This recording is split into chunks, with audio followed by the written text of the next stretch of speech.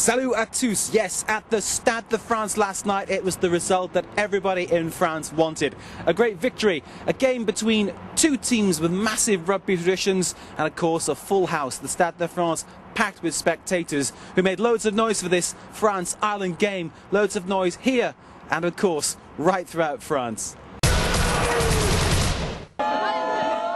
Joy in Paris as French supporters celebrate victory in this all-important encounter. But amid the jubilation there's relief. Defeat would have meant an embarrassingly early exit for the hosts. It's just as well we won. If not, we'd have been out of the tournament that we're hosting, which would have been painful. The crowds have been building up outside the Hôtel de Ville for hours before the game, with thousands thronging the square to watch on the big screen.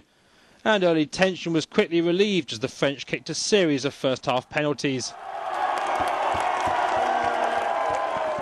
Roland O'Gara knocked over a drop goal for the Irish. The French went in 12-3 leaders at half-time, and the crowd had time to stop and think.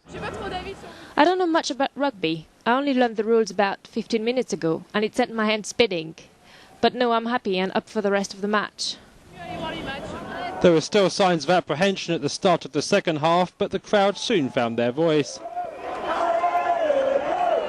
Up at the Stade de France, Vincent Clerc responded in style and ran in France's first try.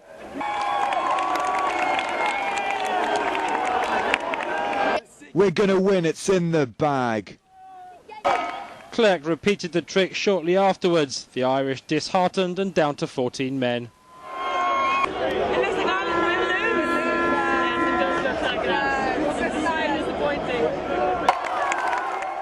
France 25-3 winners on the night, and as their supporters head out to celebrate, they'll have one eye on Sunday the 30th fixtures. They'll be hoping the Irish can do them a favour. If the men in green beat Argentina and the French see off Georgia, it's France who top the group. The prize, avoiding New Zealand in the quarter-finals. Yes, life is certainly sweet if you are a French rugby fan today. Now, elsewhere in this World Cup, the South Africans kickstart their campaign against Tonga later on today. They're guaranteed big support, and they're very young as well. Some dreams do come true, like in the case of these 20 promising school children from the Western Cape. They've been selected from a scrum of hundreds to travel to France to watch the World Cup for free. They add up to South Africa's most talented under-12s. You can see there's a lot of different players here. They got a lot of different skills, and you can play rugby. It can be a swerve that we will hit the French very hard. The youngsters have been training hard since June, because while in France they'll also be playing against teams in their age group, and they're up for it. I just want to win and enjoy it. I know how to say I love you in French.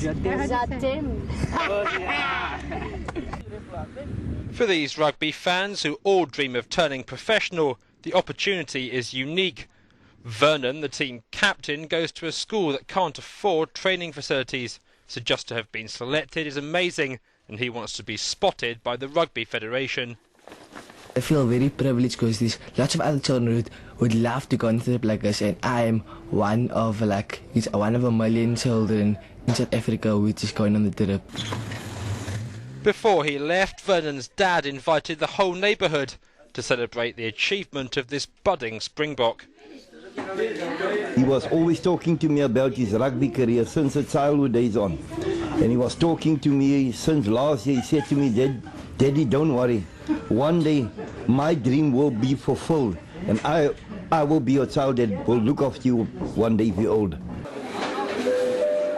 While in France, the youngsters will stay with French families, and back home the boys' mothers are already keenly awaiting the return of their prodigal sons.